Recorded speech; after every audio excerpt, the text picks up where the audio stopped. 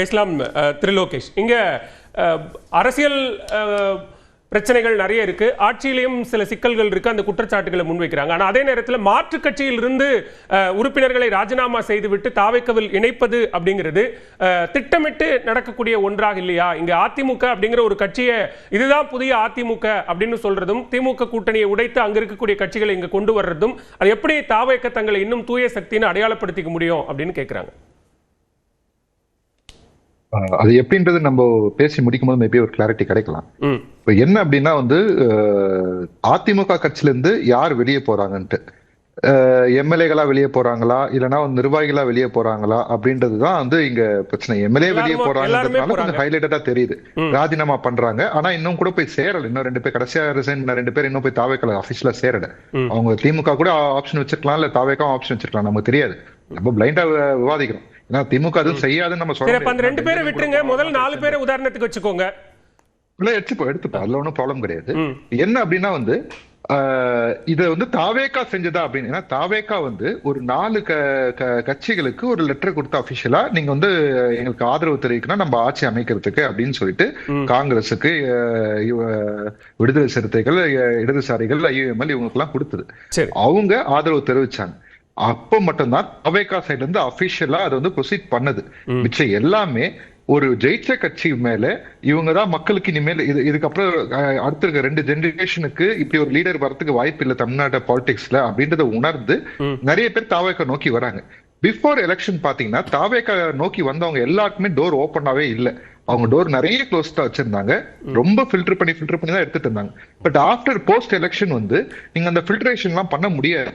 ஏன்னா வர எண்ணிக்கை கொஞ்சம் நெஞ்சம் கிடையாது. நீங்களே சொல்றீங்க வாரம் வராங்கன்ட்டு, அந்த அளவுக்கு வந்துகிட்டே இருக்கிறாங்க. அவங்க இத்தனை நீங்க வரக்கூடாது, நீங்க வாங்க அப்படின்னு சொல்லி ஃபில்டர் பண்ணி எடுக்கிற அளவுக்கு இங்க சிச்சுவேஷன் கிடையாது. ஒரு ஒரு ஒரு ஒரு ஆளுங்கட்சியை நோக்கி நிறைய பேர் வருன்றது அது நேச்சுரலா இருக்கு. இப்போ திமுக எதிர்கட்சியா இருக்கு, எதிர்கட்சியை நோக்கி ஒரு சில அதிமுக நபர்கள் போதனை செய்யறாங்க. அது நம்ம யாரும் கவலைப்படுறது இல்லையே, அதை பத்தி நம்ம ஏன் விவாதிக்கிறது இல்லை அப்படின்னு நமக்கு தெரியல. மேபி எண்ணிக்கையில் அதிகமா இருக்கிறனாலயா என்னன்னு தெரியல.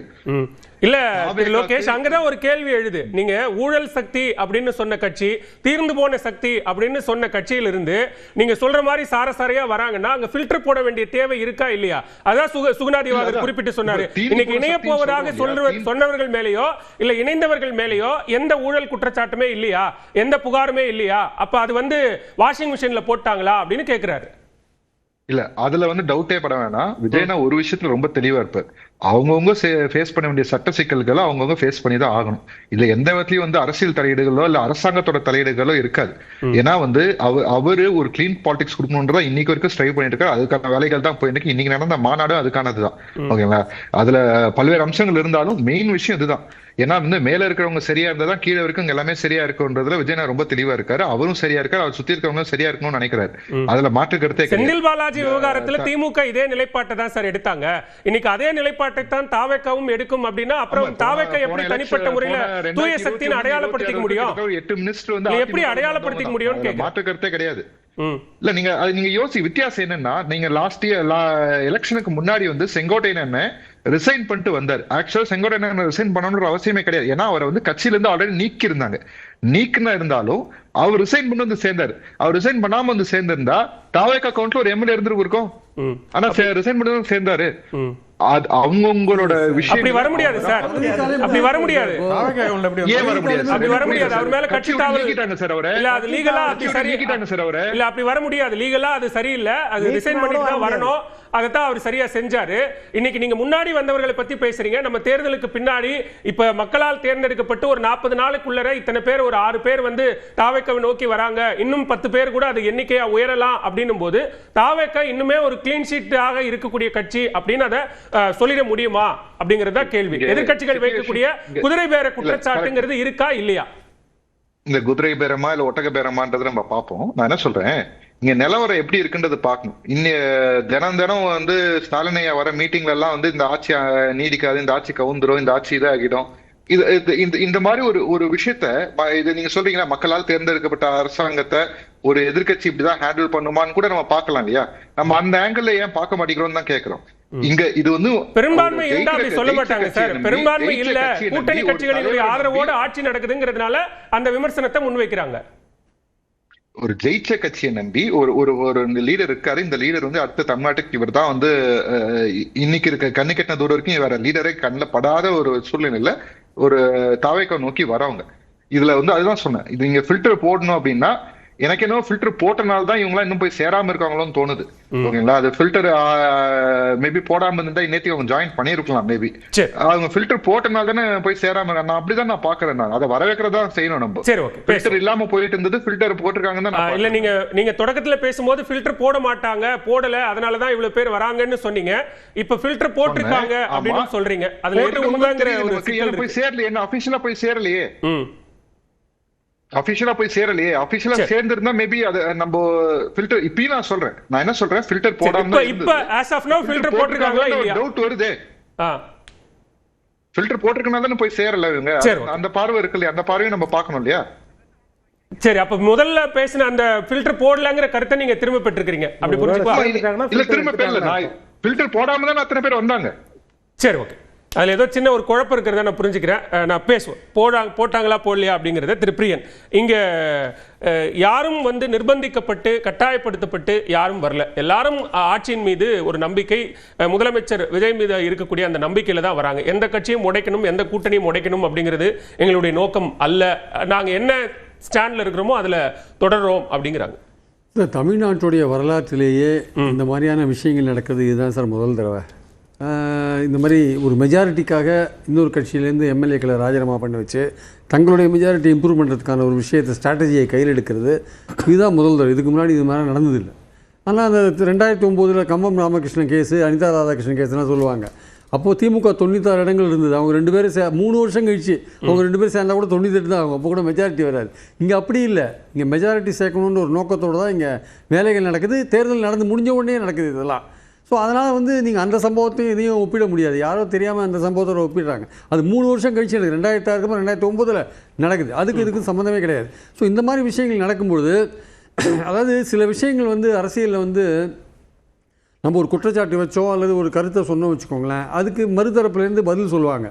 அவங்க பதில் சொல்கிறதுக்கான உரிமைகள் இருக்குது. இப்போ குதிரை பேரம் நடக்கிறதுக்கான வாய்ப்புகள் இருக்குதுன்னு நம்ம சொன்னோன்னா, இதில் குதிரை பேரம் கிடையாது, ஒட்டகை பேரம் கிடையாது, யானை பேரம் கிடையாதுன்னு தாவேக்கா தரப்புலேருந்து சொல்கிறதுக்கான உரிமை அவங்களுக்கு இருக்குது. ஆனால் குதிரை பேரம் நடக்கிறதுக்கான வாய்ப்புகள் இருக்குன்னு சொல்கிறதுக்கான உரிமை நமக்கு இருக்குது. ஆக்சுவலாக வந்து தமிழ்நாட்டில் மதிமுக பொதுச் செயலாளர் வைகோவே கேட்கிறாரு, சார் நீங்க வந்து இப்ப செந்தில் செல்வனை நீங்க வந்து எடுத்துக்கிறது அப்படிங்கிறது, மதிமுகவிலிருந்து வந்தவர் உதயசூரியன் சின்னத்தில் தான் நின்று போட்டிட்டாரு, அவரை நீங்க எடுத்துக்கிறது குதிரை பேரமா ஒட்டக பேரமா அப்படின்னு கேள்வி எழுப்புறாரு. அவர் மதிமுகவில் நெடுநாளாக அவர் இருந்தார்ல, அவர் இவர் சொன்னது அவர் கேட்காத போனால் என்ன அர்த்தம்? அவர் கேட்காத போனால் திமுக தான் அதுக்கு காரணம் எப்படி நீங்கள் சொல்ல முடியும்? அவர் திமுக சின்னத்தில் அது அப்படியே அதிமுக உறுப்பினர்களுக்கு அப்ளை ஆகாதா சார்? அவங்க வந்து ரிசைன்மெண்ட் வராங்க சார். அவர் திமுக சின்னத்திலே நின்றவர் சார். அவர் மதிமுக எம்எல்ஏ திமுக சின்னத்திலே நின்றவர். இவங்க வந்து ரிசைன்மெண்ட் வராங்க, ஒரு கட்சியிலேருந்து ரிசைன்மெண்ட் வராங்க. ரிசைன்மெண்ட் வந்து தாவேக்கால சேர்றாங்க. தாவேக்காலேருந்து எம்எல்ஏ ஆகணும்னு நினைக்கிறாங்க. தாவேக்காவும் மெஜாரிட்டியை கூட்டணும்னு நினைக்குது. ஆக்சுவலாக நம்பர்ஸை கூட்டணும்னு நினைக்குது.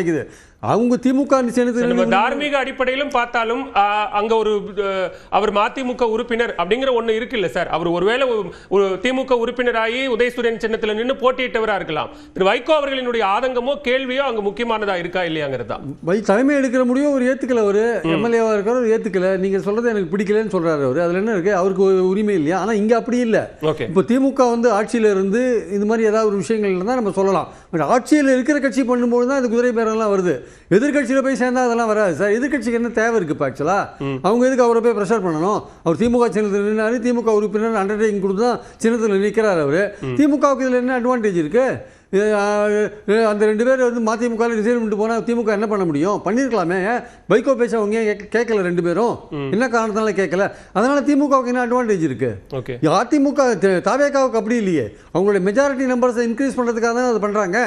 ஆளுங்கட்சியாக இருந்து ஒரு விஷயத்தை பண்ணுறதுக்கும் எதிர்கட்சி ஒரு விஷயத்தை பண்ணினதா சொல்லப்படுறதுக்கும் வித்தியாசம் இருக்குது. அதனால் வைகோ சொல்கிறதுல இந்த குற்றச்சாட்டில் வந்து ஒரு வெயிட் இருக்கிற மாதிரி எனக்கு தெரியல. உங்களுக்கு உண்மையிலேயே உங்கள் மதிமுகவோட உண்மையான தொண்டர்களாக அவங்க இருந்தாங்கன்னா அவங்க பேச்சை கேட்டு அவங்க ரிசைன் பண்ணியிருக்கணும். அவங்க ஏன் ரிசைன் பண்ணல? அப்போ நீங்கள் எடுக்கிற முடியும் உங்களுக்கு ஒத்துக்கலன்னு அர்த்தம். அவ்வளோதான், வேற என்ன விஷயம்? அது அப்படி தான் நம்ம பார்க்கணுமே தவிர இதனால் என்ன நடக்க போகுது, இதனால் திமுகவுக்கு என்ன ஆக போகுது? ஒன்றும் ஆக போகிறது இல்லை. 2 குறைஞ்சாலுமே எதிர்கட்சி தலைவர் உதயநிதி தான் இருக்க போகிறாரு. அப்புறம் என்ன இருக்குது? அதில் என்ன ஆதாயம் கிடைக்க போகுது? இங்கே அப்படி இல்லை. இங்க நீங்க ரிசைன் பண்ணிட்டு வந்து நீங்க எலெக்ஷன்ல நின்று வின் பண்ணீங்கன்னா இங்க தாவேக்காவோட நம்பர்ஸ் கூடுது.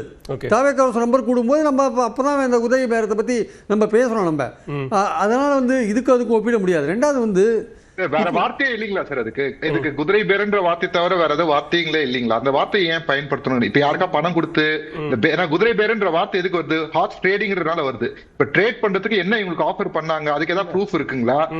எதுக்காக அந்த வார்த்தை வருது? நீங்க ட்ரேடுக்கு வந்து பணம் மட்டுமே கொடுக்கணும்னு அவசியம் இல்ல. அது நீங்க சொல்ற மாதிரி ட்ரேடிங் அப்படின்னா அது பணம் கொடுத்துதான் வாங்கணும் அப்படிங்கிறது இல்ல.